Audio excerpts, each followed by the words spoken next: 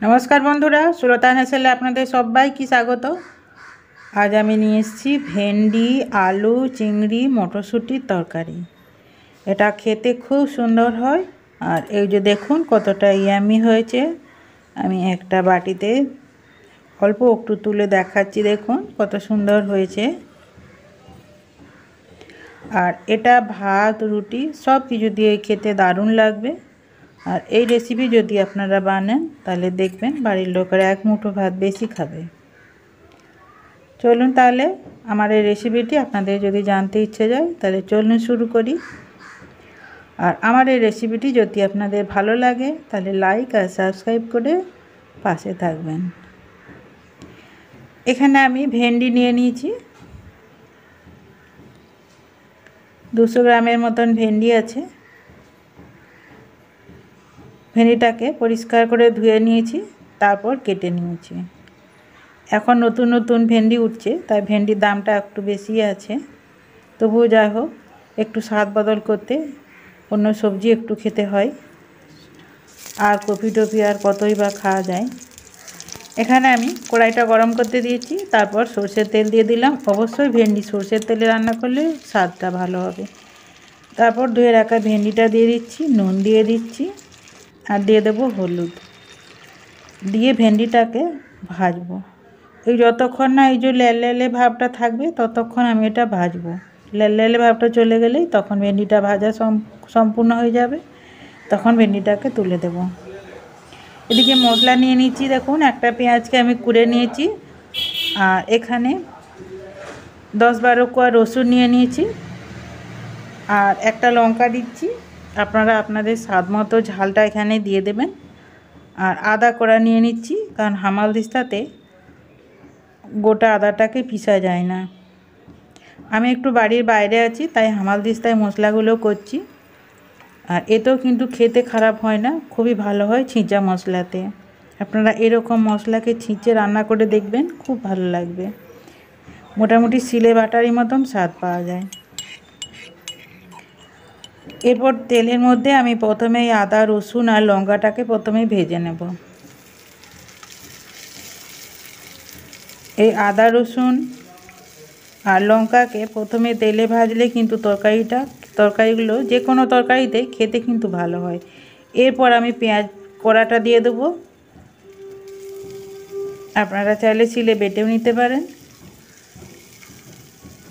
তবে ভেন্ডি তরকারিতে কুচি পেঁয়াজ দিলে কিন্তু ভালো হয় না, কারণ কুচি পেঁয়াজ ভেন্ডি খুব তাড়াতাড়ি সেদ্ধ হয়ে যায় আর কুচি পেঁয়াজটা গলে না আর স্বাদটা ভালো হয় না। তাই ভেন্ডি তরকারি করতে হলে পেঁয়াজকে বেটে কিংবা এরকম কুড়ে দিলেও সেটা ভালো হয়।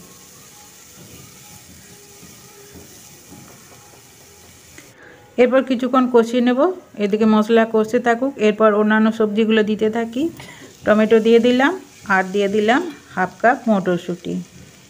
এখন মটরশুঁটি ভালোই পাওয়া যাচ্ছে, অতএব যত ইচ্ছা মটরশুঁটি খেয়ে নেওয়া যেতে পারে যে কোনো সবজিতেই। আর এতে কিন্তু তরকারিটাও ভালো হয়। এরপর মটরশুঁটি টমেটো সব কিছু মিশিয়ে আমি একটু কষবো। এখানে আমি সেদ্ধ করা আলু নিয়ে নিয়েছি, একটা বড় সাইজের আলু, আর এরকম ডুমো ডুমো করে কেটে নিয়েছি। কারণ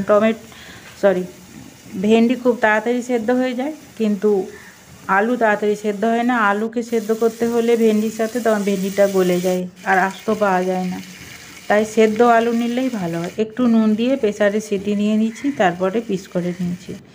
এখানে আমি গুঁড়ো মশলাগুলো দিয়ে দিচ্ছি সব। হলুদ গুঁড়ো, জিরে গুঁড়ো, ধনে গুঁড়ো, গরম মশলা গুঁড়ো, যা যা মশলা দিতে হয় কমন মশলা সেগুলোই সব দিলাম। তার সাথে দেবো গরম মশলা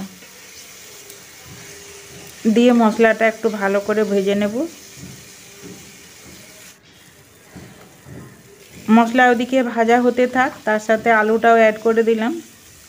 আলুও মশলার সাথে কষানো হবে, এতে আলুর ভেতরে মশলার রসটাও ঢুকবে আর আলুগুলোও খেতে ভালো লাগবে।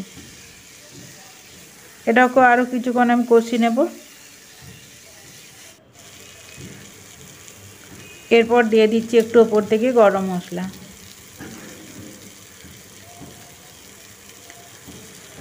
গরম মশলাটা পরে দিলাম, কারণ গরম মশলার স্বাদটা থাকবে। দিয়ে আবারও কিছুক্ষণ মিশিয়ে নিচ্ছি। দেখুন মশলা খুব ভালো করে কষানো হয়ে গেছে। এরপর দিয়ে দেবো ভেজে রাখা চিংড়ি। এটা আমি আগে থেকে ভেজে রেখেছিলাম। এই চিংড়ি মাছটা দিয়ে দিলে কিন্তু ভেন্ডিটা আরও খেতে ভালো লাগবে। এমনিতেই ভেন্ডিটা এখন টাটকা খেতে ভালো লাগছে, নতুন নতুন, তার সাথে চিংড়ি দিলে এই স্বাদটা অপূর্ব হবে। তারপর চিংড়িটা দিয়ে আমি কিছুক্ষণ কষি নেব। এরপর ভেজে রাখা ভেন্ডিটা দিয়ে দেব। মোটামুটি মশলা যা কষানো সব আমার হয়ে গেছে। এরপর জল দিয়ে 2 মিনিট ভাপিয়ে নেব। ভালো করে মিশিয়ে নিচ্ছি।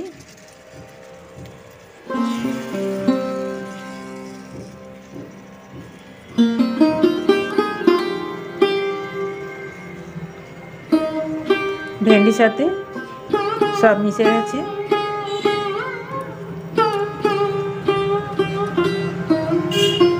এই পর্যায়ে এসে বলি, যারা একটা লাইক দিতে ভুলে গেছেন প্লিজ একটা লাইক দিয়ে দেবেন।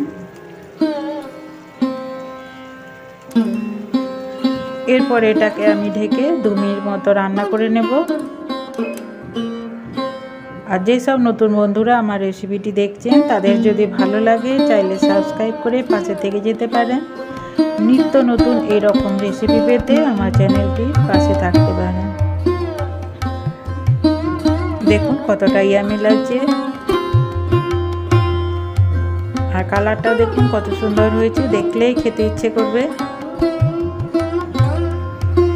আমি আরও 1 কাপ জল দিয়ে দিয়েছি, দিয়ে আমি ঢেকে দিলাম। ঢেকে আমি এটা 2 মিনিটের মতো রান্না করে নেব। 2 মিনিট পরে ফিরে এসেছি। দেখুন আমার ভেন্ডি রেডি পরিবেশনের জন্য।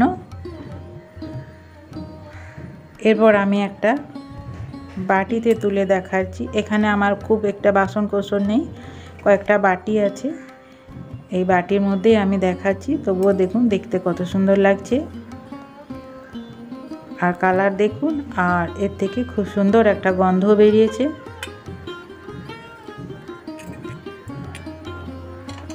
বাড়ি কোনো অতিথি এলে তাকে যদি এরকম রান্না করে দেন, সে আপনার মোটামুটি প্রশংসায় পঞ্চমুখ হবে।